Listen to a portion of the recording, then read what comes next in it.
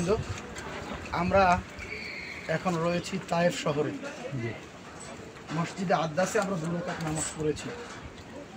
এই জায়গাটা হলো, এই যে আমরা রয়েছি চতুর্পাশে এরিয়া, এখানে আঙ্গুরের বাগান ছিল। কিসের বাগান? আঙ্গুরের। আমাদের প্রিয় নবী সাইয়েদনা মুহাম্মদ রাসূলুল্লাহ মক্কাতুল মুকাররমায়, কোথায়? মক্কাতুল মুকাররমায় যখন নবুয়ত প্রাপ্ত হলেন, তিনি সাফা পাহাড়ে দাঁড়িয়ে, আমরা সাফা পাহাড়ে গেছি না? সাফা পাহাড়ে গিয়ে বললেন যে তিনি সবাইকে ডাকলেন।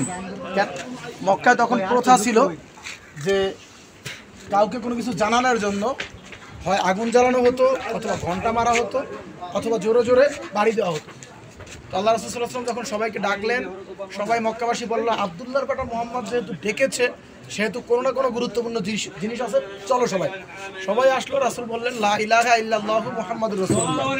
সাথে সাথে আবু লাহাব বলল তাব্বাল্লাকা ইয়া মুহাম্মদ, মুহাম্মদ তুমি ধ্বংস হয়ে গেলে রাসূলকে থাপ্পড় দিলেন। শুরু হলো বিরোধিতা। এক এক করে আমাদের প্রিয় নবী দাওয়াত দিতেছিলেন। যখন দেখলেন যে প্রকাশ্যে দাওয়াত দিতে গিয়ে বাধাপ্রাপ্ত হচ্ছেন, তখন আমাদের প্রিয় নবী ভাবলেন যে হালিমাতুস সাদিয়া, যার ঘরে তিনি আমরা কিছুক্ষণ আগে গিয়েছিলাম, যেখানে লালিত পালিত হয়েছেন, ভাবলেন মামু বাড়ির দেশে যদি যাই, ওইখানের লোকজন হয়তো বা কালেমাটা গ্রহণ করবেন। যেই কথা সেই কাজ, তিনি আসলেন দাওয়াত দিতে। একটু লক্ষ্য করেন, দাওয়াত দিতে আসলেন। এই তায়েফের কাফের মুশরিকরা মক্কার কাফের মুশরিকদের ইন্ধনে বাচ্চাদেরকে লেলিয়ে দিল আমাদের প্রিয় নবীকে পাথর মারতে। এক এক করে বাচ্চারা পাগল পাগল বলে পাথর মারতেছিল। আমাদের রাসূল রক্তাক্ত হলেন। ঢাল হিসাবে আলী এবং তার পালিত পুত্র যায়েদ বিন হারেসা রাদিয়াল্লাহু তাআলা আনহু, তারা ঢাল হিসাবে চেষ্টা করলেন, রক্ষা করতে পারলেন না। দুজনে এখানে এসে বসাইলো, এই গাছের এইখানে। এরপরে আব্বাসের অনুমতি, আব্বাসকে জিজ্ঞেস করলেন, তুমি তো এই বাগানের কেয়ারটেকার, তুমি কি আমাদেরকে একটু আশ্রয় দিতে পারবা এখানে? আব্বাস বলছে, আমার জীবন যায় যাক, চাকরি যায় যাক, আমি আপনাকে এখানে থাকতে দিলাম। এরপর আব্বাসের রক্ত মুছে দেওয়া হলো।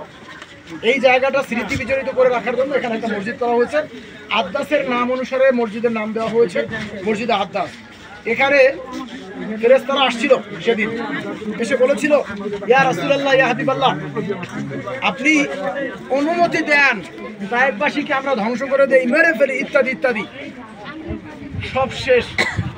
ফেরেশতাদের সর্দার জিবরাইল এসে বলেছিল, ইয়া রাসূলুল্লাহ, ইয়া হাবিবাল্লাহ, আপনাকে যারা রক্তাক্ত করেছে আমরা তাদেরকে উল্টাই দেই, আপনি শুধু অনুমতি দেন। তখন আল্লাহ রাসূল চোখের পানি ছেড়ে দিয়ে বলেছে, ও ভাই জিবরাইল, যদি আমি অনুমতি দিই তাদেরকে উল্টাই দাও, তাহলে আমি রাসূল কালেমার দাওয়াত কাকে দিব? সম্মানিত উপস্থিতি, দয়ার নবী, মায়ার নবী কালেমার পতাকাকে বিজয় রূপে রাখার জন্য রক্তাক্ত হয়েও বরদোয়া করেন নাই। এখান থেকে বোঝা গেল কি, ইসলামের দাওয়াত দিতে হবে, বাধা আসবে, বিপত্তি আসবে, জেল জুলুম আসবে, কিন্তু ধৈর্য হারা হওয়া যাবে না।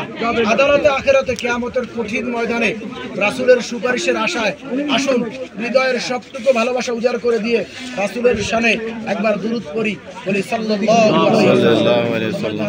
এই জায়গাটা এই জন্য স্মৃতি বিজড়িত। বোঝা গেল কি? এটা ছিল আঙ্গুর বাগান। আমরা সামনে আগাই।